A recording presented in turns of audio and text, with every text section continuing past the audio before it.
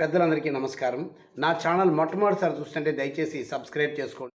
ఇటీవల మహిళా క్రికెట్లో, అంతర్జాతీయ క్రికెట్లో వరల్డ్ కప్ సాధించారు. చాలా సంతోషం. చాలా బాగా పర్ఫామ్ చేశారు అందరూ కూడా. అయితే ఇందులో సెమీఫైనల్స్లో జెమిమా రోడ్రిగ్స్ అనే ఆవిడ చాలా మంచి కీలకమైన పాత్రను పోషించింది. తద్వారా సెమీఫైనల్స్లో ఆస్ట్రేలియాను ఓడించి ఫైనల్స్కి వెళ్ళడం అనేది జరిగింది.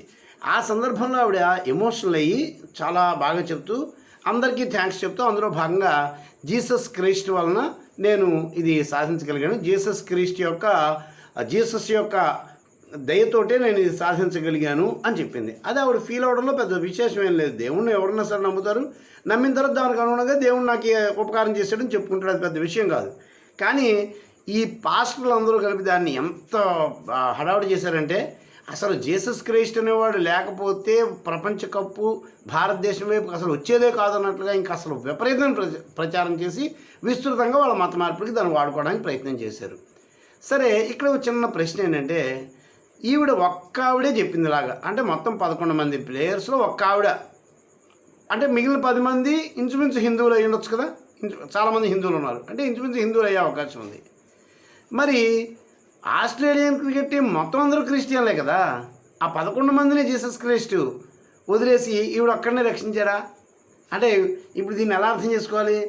మరి ఇక్కడ జీసస్ క్రైస్ట్ నమ్ముకున్న ఒక్క ఆవిడ, మిగిలిన 10 మంది ఆ ఫైనల్స్కి వెళ్ళే ముందు మరి దేవాలయానికి వెళ్ళి చక్కగా అర్చనది చేసుకుని వెళ్ళడంతో గత 2 అటెంప్ట్స్లోనూ ఫైనల్స్ దాకా వెళ్ళిందే కానీ కప్పును గెలవలేదు.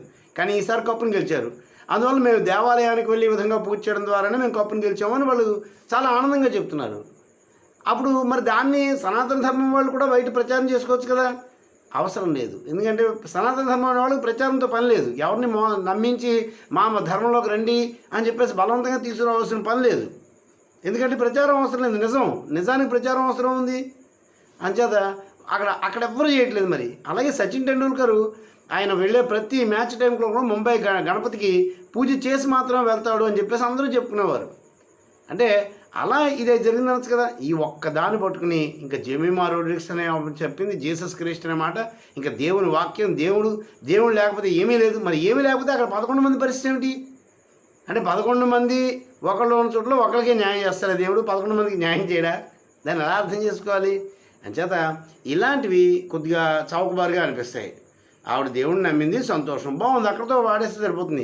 ఇంకా ఈవిడే దేవుడు నమ్మింది కదా, దేవుడు ఈ జీసస్ అనేవాడే దేవుడు, ఇంకెవడు దేవుడు కాదు, అందువల్ల ఈవిడ నమ్మింది కాబట్టి ఈవిడికి వచ్చేసింది అని ప్రచారం చేసే విధానం చూసారా, అది చాలా తప్పు. నిజానికి ప్రచారం అక్కర్లేదు, అబద్ధానికి ఎక్కువ ప్రచారం కావాలి. పదే ఈ కోర్టు నాది కాదు, ఈ కోర్టు గురించి అడగొద్దు, ఈ కోర్టు ఎవరిదో తెలియదు, ఇలా కోర్టు అడగకుండా కోర్టు గురించి చెప్తే ఏమంటారు? అది ఆ కోర్టుకి వాడిది కాదు అనే విషయం తెలిసిపోతుంది కదా. నేను మంచివాడిని 10 సార్లు చెప్పుకుంటానంటే అర్థం వాడు మంచివాడైతే ఎందుకు చెప్పాలి? మంచివాడైతే ప్రజలు గుర్తిస్తారు కదా. ఇది నిజమైన దేవుడు 10 సార్లు చెప్పడం ఎందుకు?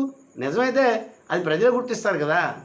అంచేత ఇలాంటి చౌకబారు పనులు చేయకుండా ఉంటే బాగుంటుంది అనేది అభిప్రాయం. ఇక్కడ మత స్వేచ్ఛ అందరికీ ఉంది, నమ్మకాలు అందరికీ ఉంటాయి, ఎవరి నమ్మకం వాళ్ళది, ఇతరుల నమ్మకానికి కించపడాల్సిన పని లేదు. అలాగే మన నమ్మకాన్ని అతిగా అందరి మీద రుద్దేద్దాం అనుకోవడం కూడా సమంజసం కాదు. ఇదిలా ఉండగా ఫైనల్స్లో ఆమె పాత్ర ఏమీ కీలకంగా లేదు, జెమిమా రోడ్రిగ్స్ పాత్ర ఏమీ కీలకంగా లేదు. అప్పుడు ఒక వర్మ అన్నావిడ, ఒక శర్మ అన్నావిడ, వాళ్ళిద్దరూ కీలకమైన పాత్రలను పోషించినట్లుగా వాళ్ళు అందరికీ తెలిసిన విషయమే. వాళ్ళు ముందు పూజకి వెళ్ళి వచ్చినట్లు కూడా వీడియో వైరల్ అవుతుంది అన్ని చోట్లోనూ. అంటే ఇప్పుడు సెమీఫైనల్స్ దాకా వెళ్ళడం గత 2 సార్లు కూడా జరిగింది కదా, ఈరోజు కొత్తగా జరిగింది ఏం కాదుగా. ఫైనల్స్కి వెళ్ళి విజయాన్ని పొంది రావడం కదా ముఖ్యమైనది. మరి ఇప్పుడు సనాతన ధర్మం వాళ్ళు కూడా ఎలాగే ప్రచారం చేస్తుంటే తట్టుకోగలరా? అంచేత ఇలాంటి అతి మానేసి అందరి మీద రుద్దేద్దాం అనే ఆలోచనలు పక్కన పెట్టుకుని ఏ అవకాశం దొరికినా దాన్ని మత మార్పిడికి వాడేద్దాం అనే ఆలోచనని పక్కన పెట్టుకుంటే మంచిది అనేది అందరికీ మంచిది. అంటే ఇప్పుడు ఫైనల్స్ విజయం పొందడంలో హిందువులే కీలకమయ్యారు కదా. అంటే హిందూ సనాతన దేవీ దేవతలను నమ్ముకోవడం వల్లనే ఫైనల్స్ వచ్చిందనే మాట చెప్పుకుని అప్పుడు తద్వారా హిందూ ధర్మమే ఉత్తమం అని చెప్పేసి చెప్పచ్చు కదా. అంటే వాళ్ళు ఆ మాట చెప్తే ఈ మాట కూడా అవకాశం వస్తుంది కదా. అంచేత ఈ మాట చెప్పకుండా ఉంటే ఆ మాట కూడా బాగుండేది. ఓకే, ఏది ఏమైనా మన భారతదేశానికి గర్వకారణమైన విజయానికి అందరితో పాటుగా నేను కూడా ఎంతో సంతోషంగా ఉన్నాను. కానీ అనవసరమైన రాద్ధాంతాలు చేసి అనవసరంగా దీన్ని వక్రీకరించకుండా ఈ విజయాన్ని మనం అందరం పంచుకుంటే అందరికీ మంచిది. భారత్ మాతాకి జై.